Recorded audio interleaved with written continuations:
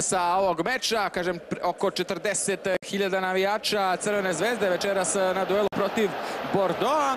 Ovo je jedna prilika crveno-belih iz prvog poluvremena.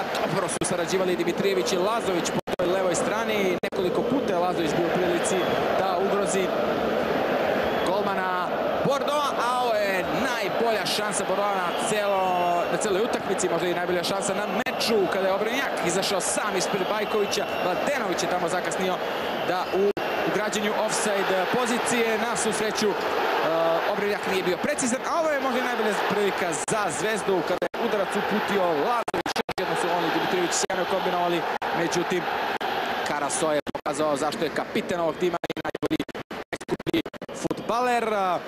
Debi Aleksandra Jankovića, sasvim zadovoljavajuća, čak više nego zadovoljavajuća igra fudbalera Zvezde. Ovo je ona sumnjiva situacija iz drugog poluvremena, nije bilo prekršaja, moramo iskreno da kažemo. Još jedan šut Luke Milivojevića na startu i najbolja prilika Zvezde u drugom poluvremenu.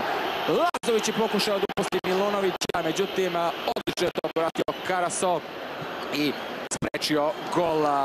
Trenutak koji bi možda Zvezdu mogao da košta i plasmana u Ligu Evropa.